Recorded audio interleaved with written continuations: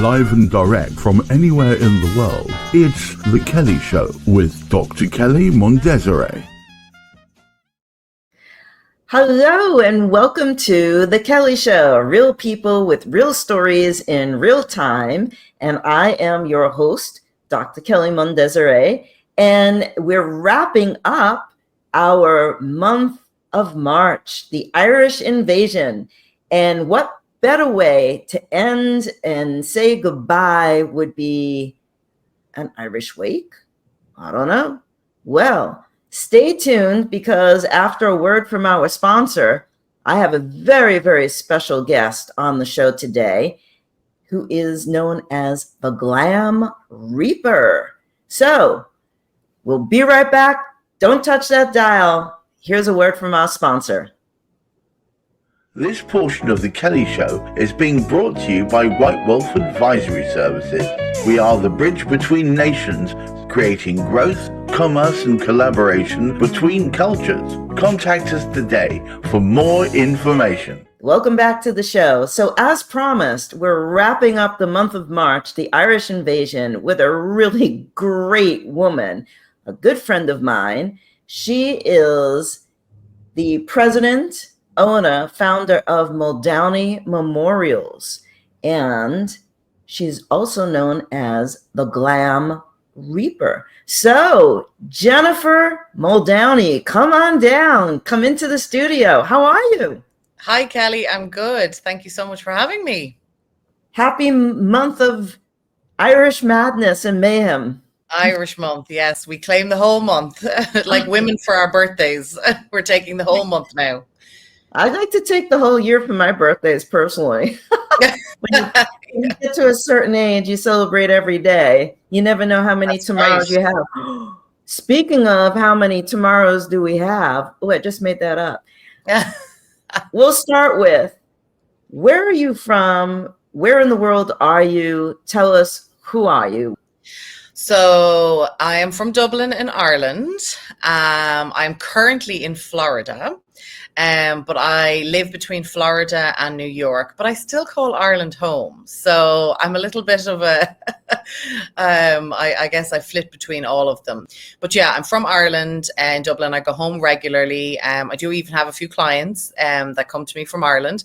But right now I am in Florida, and I've just been in New York for the last while. So yeah. Sunny Florida. I see the palm trees behind you. Yes. Yes. No, it's beautiful here. Really nice. Okay. So you are a celebrant. You are a memorial. Now, let me get this right. A memorial planner, like a wedding planner, but a little bit different.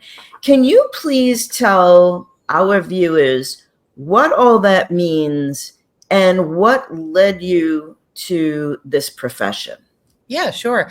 So yeah, I'm not a funeral director. I don't own a funeral home. So you are correct. I am a celebrant, which is like a priest, but not a priest or a rabbi. What we're, especially in Ireland, we're familiar with the Catholic priest. So I do the role of a priest at a funeral. And a lot of people are familiar with that in the wedding space. A lot of people will get a celebrant for their wedding, but they're not quite used to it yet for funerals, which is really interesting to me, because your funeral is your sort of your last soiree with the world, your last farewell, your final sort of goodbye.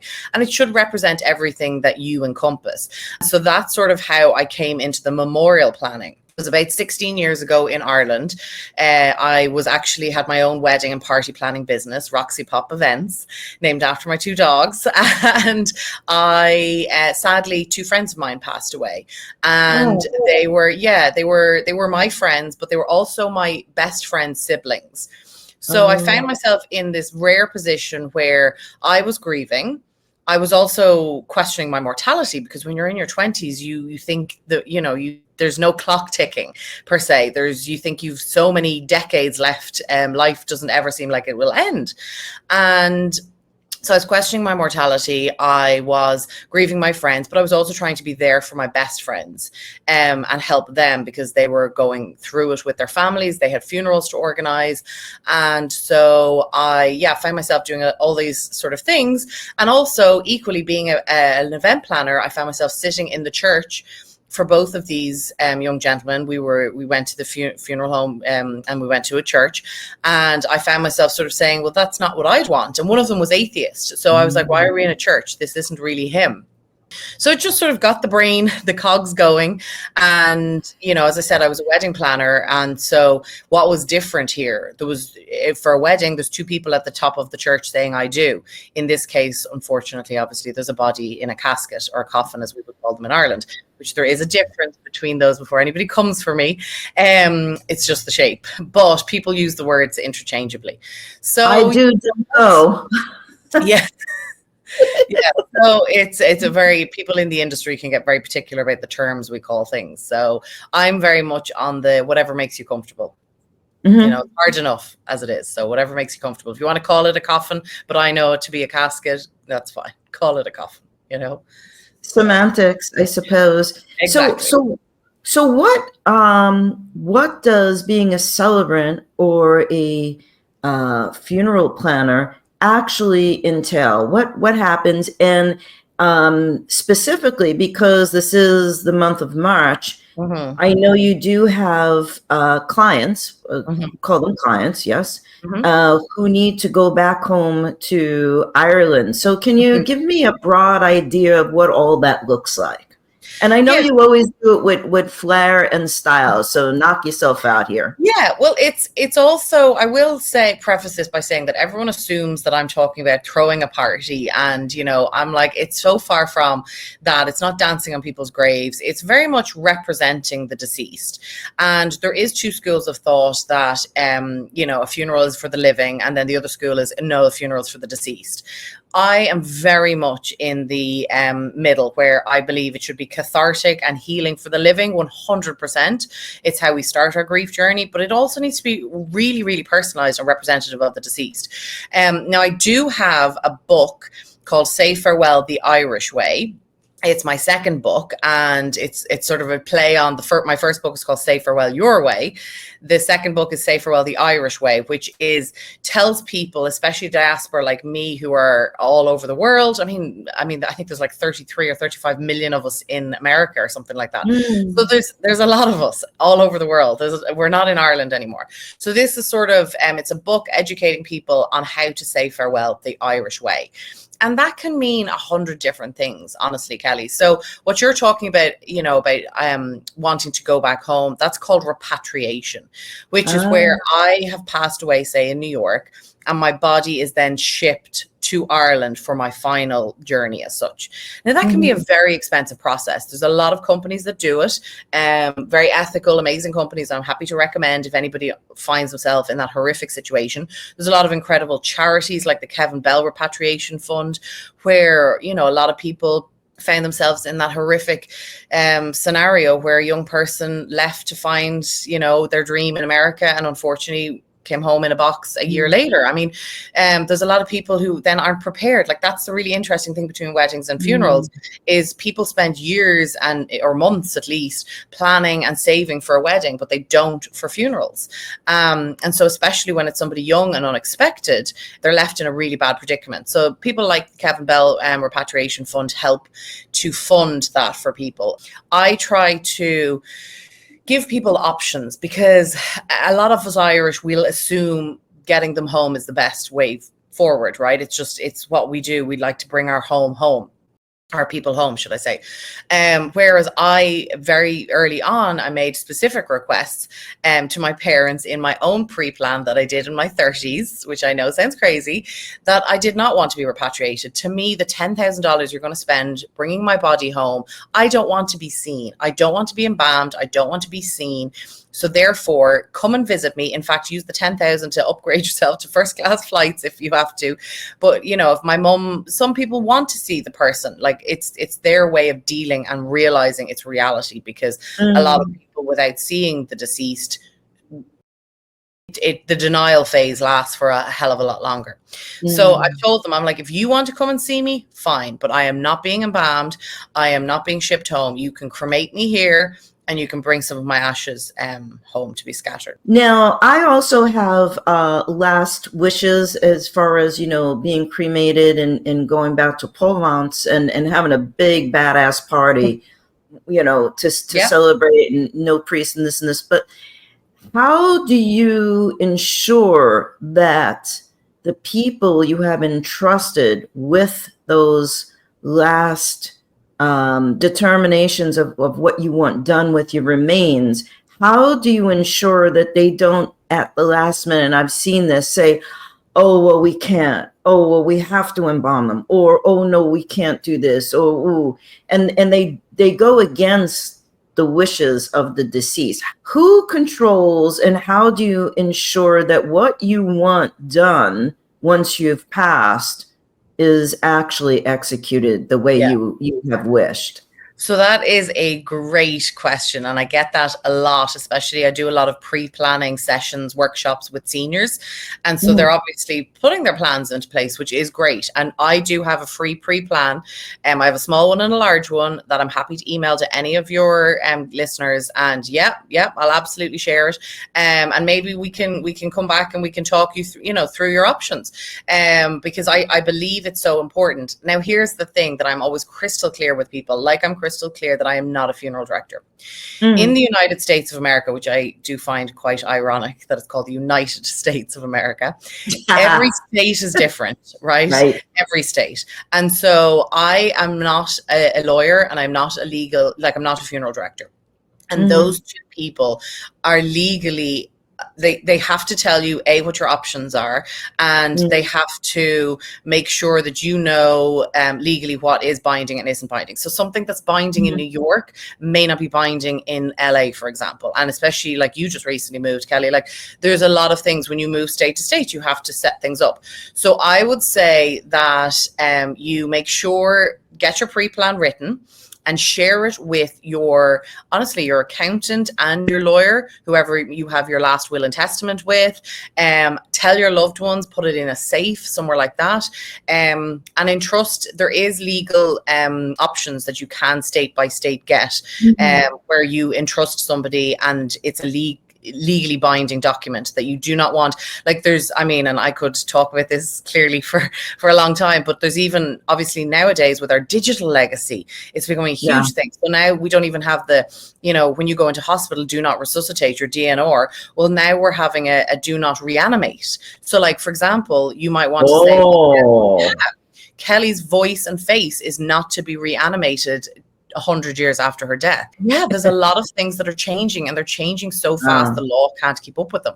Now I'm fascinated with all of this, and again, a lot of funeral directors don't even know about a lot of these options. So it's very interesting space to be in, because it is historically archaic, and not every funeral director is going to know all the options. So it's tuning into shows like yours that have the cojones to talk about these topics. It's tuning into my podcast. It's tuning into the information I put out on social media.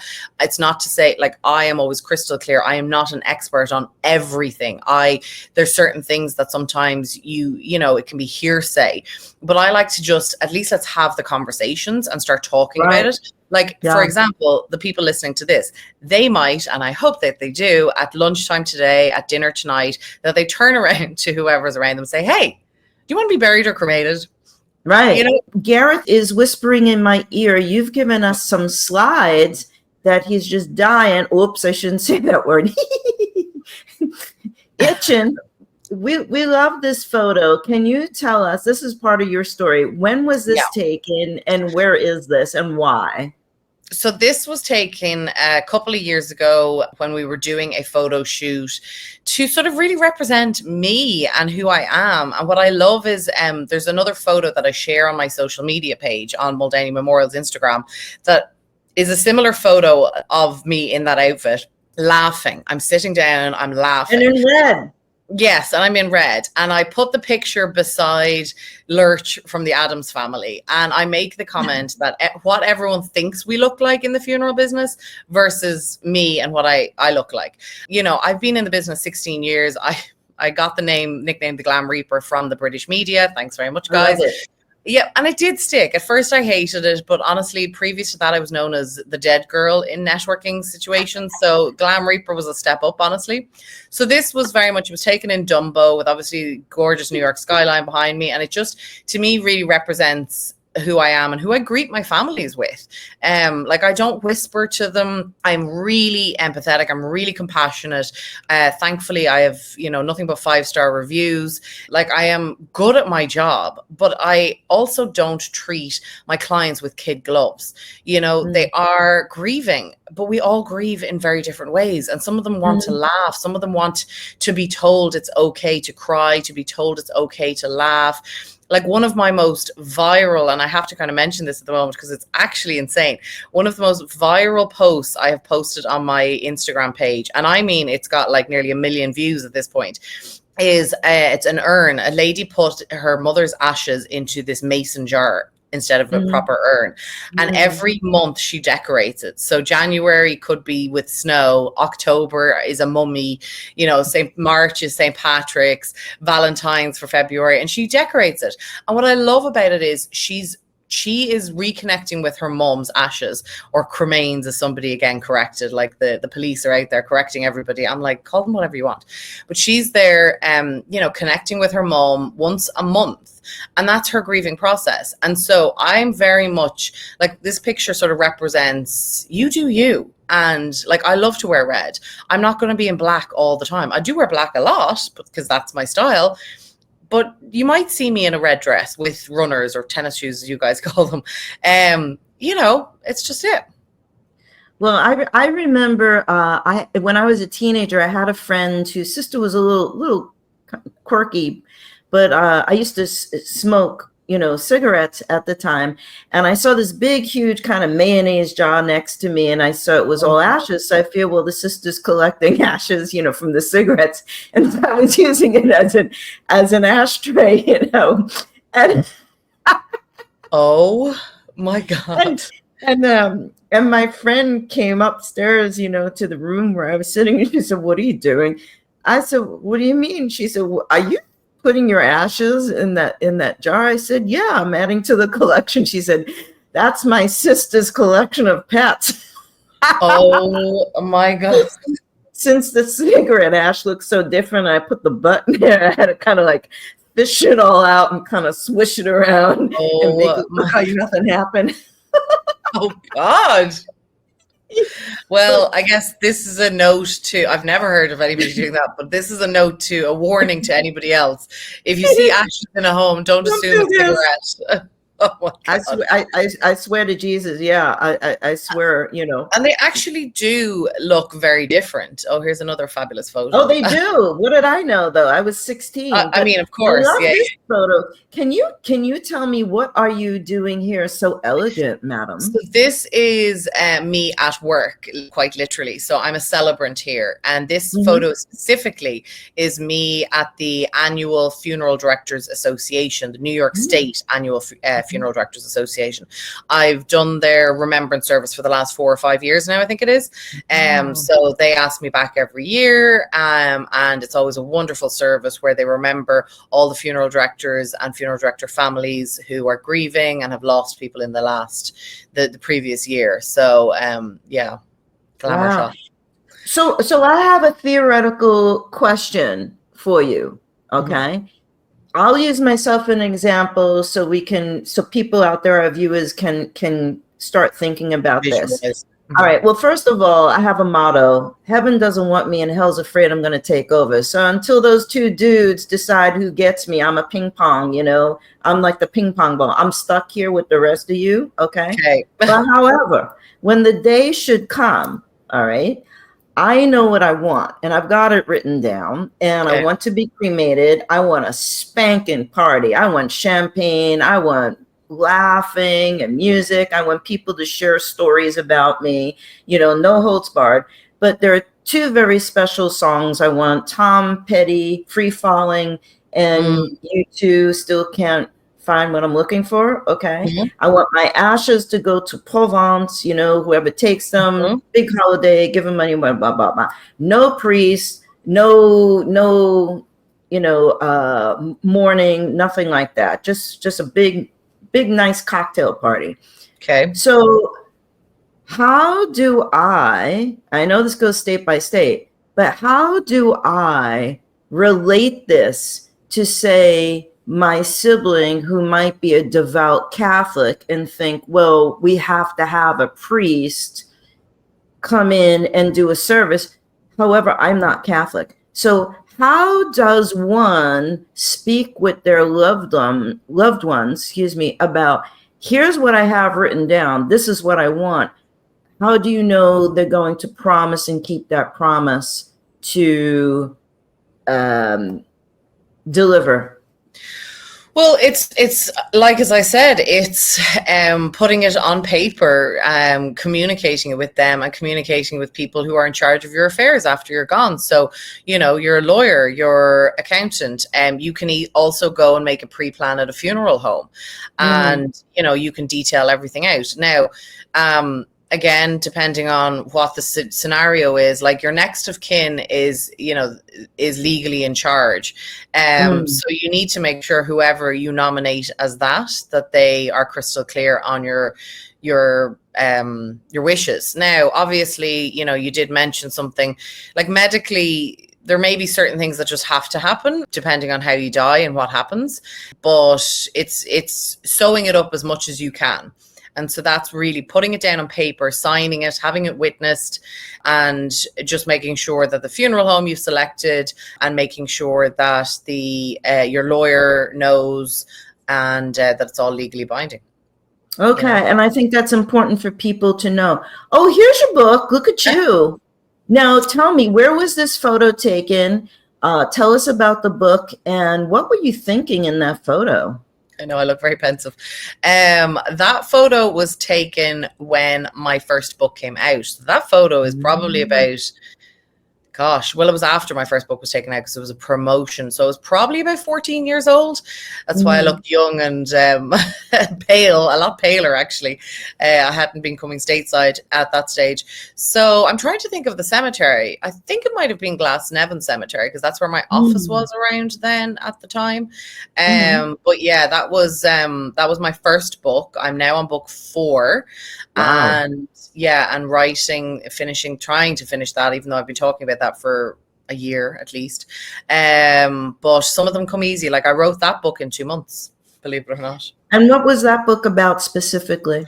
That book was very much born from sitting in those funerals of my 2 first friends and realizing that I wanted something different, that I wanted to I'm a control freak, wanted to control what my funeral would be, and very much just taking from, especially young girls have their weddings planned, from when they were children. So this was me sort of planning my own funeral. And I started the business 16 years ago. And then it was only after a while of being in the business, which was very interesting because the funeral directors were like, who's this one? And Irish people, because I started in Ireland, Irish people didn't have a clue what I was talking about. They were like, but if you're not a funeral director, what are you? It was a very new concept. Even wedding planners back then was relatively new. And then a publisher approached me about writing the book, and that's how that came out. So yeah, that was my 31st birthday was when that book came out. So I'm after aging myself by saying 16 years. So yeah. Well, you look fabulous. God bless you. Thank you. So where do you see your business going forward we have a joke, Florida is God's waiting room. Business is booming for you here, A lot of retirees. Well, baby steps first. So we only just got here. 2024 was a big year for me, for a lot of my goals. I finally got the green card accepted. Yeah, well, we only just got here to Florida. So 2024 was a big year. 2025 is promising already to be an even bigger year. And but 2024, 2 of the main goals was my green card, making it official that I stay in the US, and also exciting things. And most Irish, whether you're born here or not, I think will empathize with that journey, and but also the expansion into Florida. So a lot of my clients up in New York, they were either New Yorkers at heart who retired to Florida, or vice versa, that they maybe were from Florida but just had ended up in New York for whatever reason and had passed away. So I just found there was a lot of symmetry between the two, and it just seemed like the next best step. So I bought a condo here that could sort of be Muldowney Memorial's HQ in Florida. It's right between the juicy spot of Miami and Boca Raton, West Palm Beach and Palm Beach, because Miami obviously is a lot of younger career people, but they're the ones who are burying or saying farewell to their parents and grandparents. So it's, you don't want to discount, you don't want to be moving to where all the retirees are, which is also an awful thing to be just saying, but I guess that's my clientele, as people will very honestly It is what it is. Yeah. It's part of living. It's part of living. So we have a tradition here on the Kelley Show that we ask all of our guests if you could name one person, place, thing, or experience that you are grateful or thankful for, who or what would it be? And I think Garrett has a slide for this. Oh, that's nice. I get emotional seeing them. Yeah, so that's my family. That's at my book launch, which, as we've just discovered, was 11 years ago and not 16. Yeah, so that's my brother, my mom, me, and my dad. And yeah, they've been with me through thick and thin, and they've just always been a source of inspiration and calm in the storm, honestly. They're very different, my parents.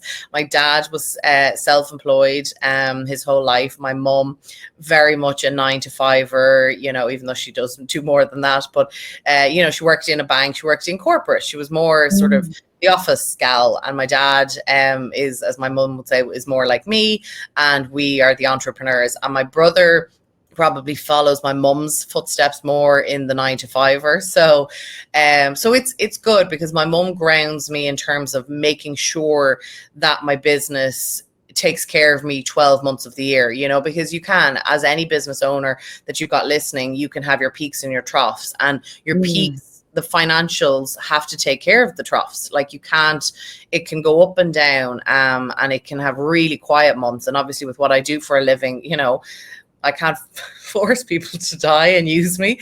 So that could be a bit awkward, so I have to take care of things as, the 12 months out of the year. So they definitely, like, my dad will inspire me to have bigger aspirations for myself and to sort of think big, whereas my mum is the more grounding, let's make this make sense, what is it logically and stuff. And then my brother is just a great sounding board. I was very blessed to fly him over to New York for his 40th birthday in 2024. So that was really, really special time, because he's married with kids now. So nice. Shucks, I was going to ask if he was available, but he's a little too young for me. He's a cutie pie. He is, and he was very popular when he was here with all the ladies. I'll bet. With that smile. Well, we're running out of time, so we want to thank you. Gareth and I, we've had a lot of laughs behind the scenes in the green room. Thank you so much for coming on the show. This is really important information that people shy away from talking about for a myriad of reasons, but I hope our audience has a takeaway and will share this information today and understand that it's not, someone that looks like Lurch that's behind memorial planning. But if any of our viewers would like to reach out to Jennifer, she has her contact information up here. Wonderful logo, by the way. It's so stately. I love it. Absolutely beautiful. She is the Glam Reaper. So thank you so much for coming on. Since we're almost neighbors, let's try to hook up in the middle in real life. Yeah, well, in real life, I don't know what's real at this point. Yeah, it's I always say there is no life; it's only living. It's just a matter of how the soul continues on. But that's just my jam. But anyways, thanks again for being on the show. And if you would like to be on the Kelley Show, please write into us. Our contact information is below.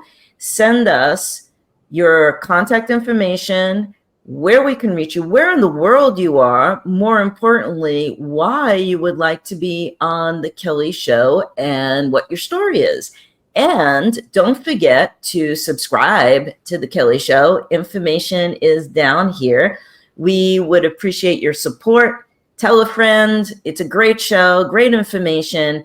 And as we wrap up the month of March, the Irish invasion, we're going out with a bang with the GLAM REAPER. So stick that in your pipe and smoke it. And thank you. Next month, we are going to explore the world of agriculture and who is actually feeding the world and putting the food on our tables. So stay tuned. Don't go away. Don't touch that dial. We'll see you next Tuesday. Gareth, take it away.